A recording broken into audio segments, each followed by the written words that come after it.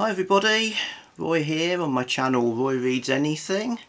Anything including the trashy reads of Garbaugust, a reading event devised by criminally with a whole bunch of co-hosts, of which I'm one, and all the details down below. So, week 1 was last week, and we are going to give you a summary of what we got up to in the first Anything Goes week of Garbaugust. So, I'll start, shall I? Yes, I think you should. Okay, Definitely. so... Can I just say, criminally is our master now. He is indeed. So, right, so I've already made some videos, so talking about things I haven't made videos about, I read from this huge telephone book type tome of New Adventures of Frankenstein by Donald F. Glut, which is a collection of 6, what was originally published as 6 novels. And there's another 6 as well in a volume 2. So these are, as it says, they're New Adventures of Frankenstein. The first volume was called Frankenstein Lives Again. And when they first came out, the American edition had an exclamation mark at the end of the title. The British edition did not have that exclamation mark, but it did have a lovely cover by Tony Macero. In this book, in the contents, there is an exclamation mark, but at the start of the book section, there isn't an exclamation mark. So the exclamation mark comes and goes. I'm considering it exclamation marky enough to count for the exclamation mark in the title. Square of the Garbingo card. Okay. And my buddies in the Ulysses 6 will know that in James Joyce's Ulysses novel there's massive academic controversy about various bits of punctuation. Scholars haven't given the same level of attention to Frankenstein Lives Again, but it is really good. It's pure fun. So Donald Glut basically loves the source material and just wants to have a ball with it. So it's partly based on Mary Shelley's original Frankenstein novel, but it's as much about the movies, both of which exist in this story world. And very briefly, a modern day guy tracks down the Frankenstein monster frozen in the ice in the Arctic and brings him back to the original Castle Frankenstein in Ingolstadt, which he's bought. And it's as in the movie. There's the village with the villagers who are or townsfolk rather, who at the drop of a hat will form a mob with burning torches. And also very like something you'd get in one of the Universal movies. An adversary comes in the form of a travelling show of horrors with an evil master and a hulking brute of an assistant. So, great stuff, quick read. Frankenstein Lives Again. Whereas Jenny read... Well, before we do what I read, I'd just like to add to the controversial punctuation controversy thing. Now Voyager. One of my favourite films, Betty Davis, Paul Heinried. Great. But is there a comma between now and Voyager? Is it now Voyager? Or is it now Voyager? They both sound rather chiding the way you say them. That's because of my headmistress voice, sorry. Anyway, what I did read, my first foray into the world of Garbaugust, I took the Garb bit literally. And decided to reread a childhood classic. Yes. Stig of the Dump by Clive King. So Stig of the Dump is a book about a lad called Barney who is 8 and he's on holiday at his granny's, and he's been told not to go near the old chalk quarry because the edge is crumbly and he could fall in. So he goes to the old chalk quarry, stands on the edge which is crumbly, that he's been told not to stand on because it's crumbly. Yeah. And falls in and is rescued by this small, sort of hairy, beefy but little man, whom we gradually come to know is a Stone Age man, Neolithic, who lives in the dump. And Barney and Stig, Stig is the Stig of the dump, become friends, even though neither can speak the other's language. And the joy of it for me is in the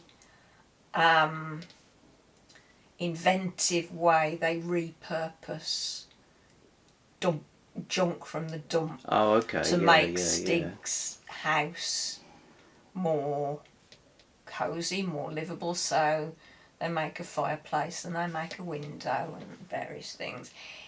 Reading it as an adult, it's an interesting read because it's very colonial. So white boy Barney comes and gives Stig the advantages of white male knowledge. But basically Barney kind of practically mansplains things that will make Stig's life better. So the novel takes place over a series of holidays where Barney and Stig get up to all sorts of crazy stuff. It ends with this beautiful Midsummer's Night section, which is just lovely, and I'm not going to tell you why. No. So it's great, and it has some oiks. Oh dear. So whenever there's a bit of whatchamacallit, what's the word I'm thinking of? Aggro. Oh yeah. Yeah. It's always perpetrated by oiks. Right. With working class accents who drop their H's. Oh, excellent. That kind of thing. But it's great. It's younger than the kids' books I would normally read. I think it's 8 to 13. Probably middle grade in modern speak. Possibly. I wonder if American friends, if you have Stig of the Dump, because it used to be pretty well known over here. What you said about it, it might not be quite so avidly promoted in schools anymore. But might though. But it's a corking book. Okay, Clive good. King, Stig of the Dump. Another thing I read for the first time was Slugs by Shaun Hutson. So beautiful edition here, which unfortunately started to fall apart as I read it. So it's not going to spoil this book, so I actually got a Kindle book. So classic killer animal story from the early 80s. I do love how they've done the slug trail writing for the lettering. Now, I am repelled by actual slugs, so I thought I might find this a difficult read. But because these are carnivorous slugs, which don't exist in reality, it didn't really bother me, because it just means the monsters are fantasy monsters, like werewolves and stuff like that. So you can have all the fun of the jeopardy, but without the squeamishness that I would have of slugs in general. Despite having featured actual slugs in a video, as I keep mentioning. It's really good. I mean, the only thing I can compare it with really is James Herbert's Rats, and I'd say it's on a par with that. The portrayal of Merton and the new estate on Merton, town in England, is really good because it's got that normality, surface normality, and things like literally beneath the surface, and lots of like, oh God, don't make a salad, you idiot, you know, sort of like. And then, oh, That's it's nothing okay. to do with the slug. It's okay, but Just don't make a salad. just don't make salad. Yeah, Never make. we're probably never having lettuce again. I can tell you that. Or a garden. That's going to be concreted over now. Yeah. But yeah, Slugs by Shaun Hutson. Very good. That was a host recommendation from Ollie. So yes, again, Ollie is our master now. should call him by his Garbaugust name, I suppose. No, Screaming please Cleek, Screaming Creaming Ollie. Please don't. Well, typical West Sussex behaviour.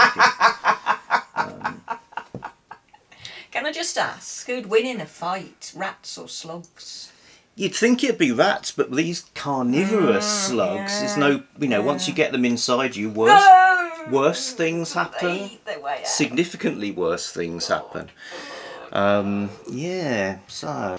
Anyway. And you read, presumably not killer animals. No, there were no killer. Well, no. No. I read a romantasy Aha. that I found on Very topical. Kindle. Oh, it's a 3-volume romantasy. It's one of those 3-volume Victorian trash novels. Triple decker, Triple decker, except it's not Victorian. Dragon Blood by Lindsay, Buroker.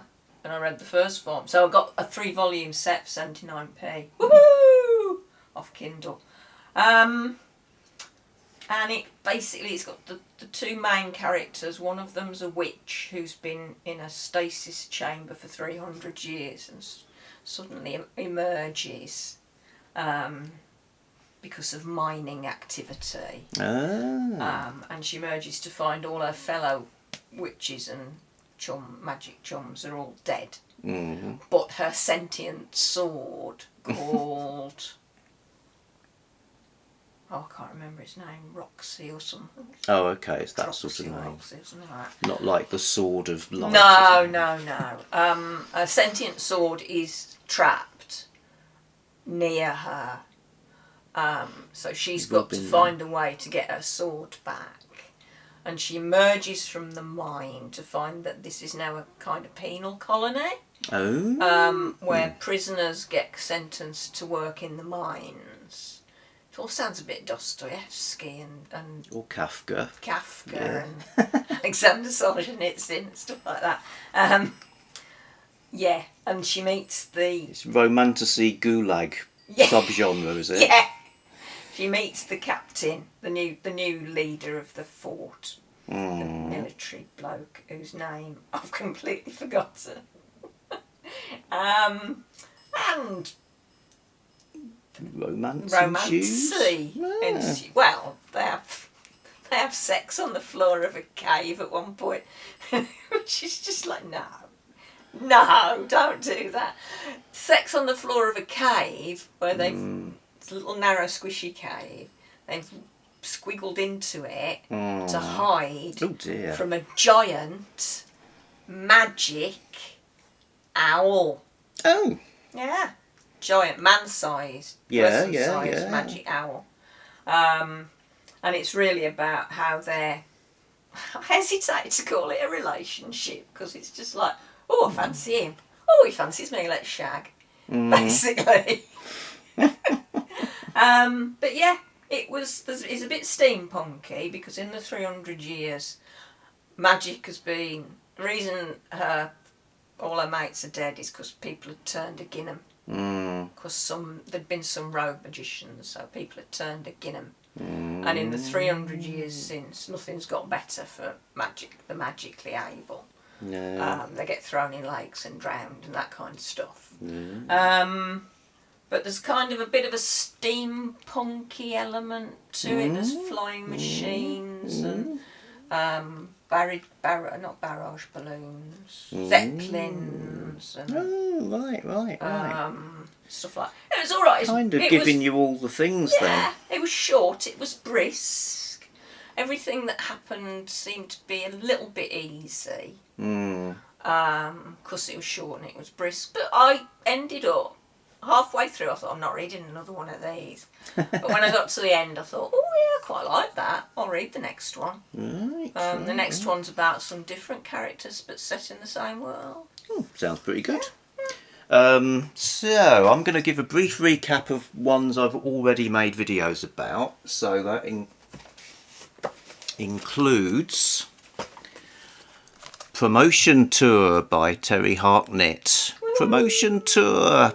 So this is a 70s novel that takes the lid off the paperback publishing industry. All I'll say about it is, if you want a book that gives you the precise feeling of having a killer hangover from drinking blended scotch and smoking lots of cigarettes away from home in dismal hotels around the country, together with the bleak aftermath of random mechanical sex, this you get in this book. So I really enjoyed that. Also, Promotion Tour Worry me. will be going off on a tour, so this will soon be going to its next reader. Excellent. Yes, I also read Sorrows of Satan by Marie Corelli, one of my You read it. Victorian reads. A Faust type story. Dude unwittingly makes a bargain with the devil. Yeah, don't do The that. consequences are bad. So that was very good. I can't show it to you because that's already gone on its way, but A Habit of the Blood by Lois Battle is a sort of romance saga in that kind of 80s airport mini-series-y type of way, and that's with another reader as well. So that's pretty much what I read. And then, yeah, I'm still reading. It's not romance. It's Cosy Village. New Beginnings at the Old Bakehouse by Christy Barlow, which is part of the Love Heart Lane series, which is massive. I think there's like 25 books or something. Holy People moly. love it, apparently. It's very dull. I bought it because it's set in the run-up to Christmas, and it's set in a snowstorm in Scotland, and I thought, ooh, that'll be cosy. Yeah. What could be more cosy than warm inside, snowy outsides? Well, not this. Oh no. Bummer. So, basic story, couple run a bakery in a little village near to a fictitious Scottish town called Glenshiel. Glenshiel is actually a real glen, but Glenshiel the town doesn't exist. Oh, okay. And this little village is at the end of this windy lane called Love Heart Lane. Okay, and the village is called Love Heart, I think. They run this bakehouse. He's a really good baker. She's a vet, but she's currently on maternity leave because she's preggo with their second baby. And they donate unsold stuff every night to a homeless shelter in Glenshiel. And while Molly, the wife, is taking the donations in one day, she meets this young woman, 16-year-old homeless woman called Bree, and she starts to develop an attachment to this girl. A kind of motherly, Sounds got to care for this kid thing. And her husband is not happy. And there's all sorts of fractiousness between them, which I find very wearing. People stomping off in huffs and things. He's recently had some bad news which he hasn't told her about, or potentially bad news, and he's fretting about that, which is making him not feel any sympathy for a 16-year-old woman who might freeze to death on the street. And I think, well, come on, mate. 16-year-old woman freeze to death tonight on the street. You might have something bad going on that you'll find out about soon. But, you know, priorities. Say, priorities. So, yeah, it's dull and fractious. And I'm glad I didn't save it for Christmas. And And Christmas would be ruined. this far away This far away from deafing it out. Yeah. Kind of. Well, I think. I mean, I can see what's going to happen. Yeah. There's mystery attached, and a woman who can see the future, and places with alliterative names, which seem to happen in these kind of books. So there's Foxglove Farm, Right. Primrose Park, Okay. and all kinds of things like that. Names that don't really exist, certainly not in Scotland. So this village bakery sounds like a weirdly specific subgenre if you were doing the bingo card. Is it? Well, it's a weirdly specific... To me, it sounds... it's a weirdly specific subgenre. It is a weirdly specific subgenre, surely. It's a big subgenre. Well, they all are these days, aren't they? Because the sort of whole world of Kindle and whatnot means people can populate any niche with vast amounts of content. Oh, and there's a highly improbable baking competition going to happen in Edinburgh that he's been invited to bake at, but he won't because he's had bad news. Sure, we saw that in a Christmas movie once. It's not a patch on any Christmas movie we've ever seen, I'm telling you now. We also read, or Jenny read, The Wreck of the Hesperus, sort of disaster movie in poetic form, and we're actually going to aim to do a Garbaugust related Poetry Thursday each Thursday in the month. Each Thursday? This week we're doing a men's adventure poem, so that's something to look forward to. I scoured the world to find such a thing, and it exists. And it's good, and Roy reads it very well.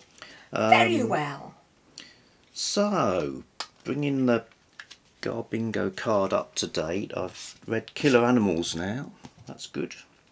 I think that's about all I've added, really. Got more on the way. So, at the time of recording, we're now... So, let's see. Week 1 done. We're now into week 2, between the 11th and the 17th, which is the week of men's adventure and category romance. So, got reads on the go for that. And so, talking of niche subgenres, been trying to get the Cozy Mystery with Cats square completed, and I've had 3 goes at that have failed. I won't name the books because it's not my genre. They're obviously not aimed at me, so you know the people who like them don't want some buffoon bumbling in and destroying their beloved things in front of their eyes. I would. You wouldn't, but I think I've proved that. Well, that village street maybe. Yeah. They can deal with it. They've got a bakery. Yeah. So yeah, I got a book where it's cat plus librarian, which seemed like a good idea. In fact, the book is good. Nothing against the book. It's purely a personal thing for me. At the moment, I don't read stories with subplots about terminal illness. I just don't do it. So had to DNF that one. Not the book's fault. Actually looked quite good. Then I had one that was like a sort of it's British, bit like police procedural with a talking cat, and it was just a bit of an uneasy mixture. I wasn't gelling with it, so that one went. And then, oh yes, then we had an audio book that I'd obviously popped onto Audible for no money. Cat Cafe. And we listened to that for a couple of days. Not continuously. It's actually about 4 hours long. We didn't even make it to 4 hours. Nothing much seemed to be happening. It was brittle rather than cosy, so that had to go. Now, I'm reading one at the moment that seems okay, but I'm not going to say what it is because I don't want to jinx it or manx it. But yeah, so or just links trying it. to get links it. Yes, Links. no Don't jinx, no links links. Other than that, all good. Next week, moving on to some category romance and some men's adventure. Anything else from Dr. Jenny? I'd just like to say that I reckon in a fight between Slugs and the Grumpy Baker of Love Art Lane, I think Grumpy Baker would win. You think? Just by being grumpy at them. Oh, well, yeah. Yeah. That's more plausible than the stuff in the actual novel. I'd have to say there are plot holes in Slugs, not least With the Slugs chewed them in. why does a low-level health inspector and a couple of mates have to sort it out with nobody helping them, when there's this massive onslaught of giant carnivorous slugs? He goes to his boss once and his boss is like, don't be ridiculous, stupid idea, of course there aren't such things as carnivorous slugs. Rats, on the other hand, if you're coming to me with rats. Yeah. Well, yes, in rats it's like the army are involved. James Herbert's Rat says, and numerous occasions of reality when it's like there's a bin strike, Yeah, and they send in the army. Anyway, Absolutely. yes. So that's the fact that it's like just such a small group of people involved does seem a little bit weird. And people in public sector, I think, if your boss said don't do anything about it, they'd probably think, well, I've passed that one on. Thank you. Got plenty more on my desk. Okay, right. Back soon, something else. Adios.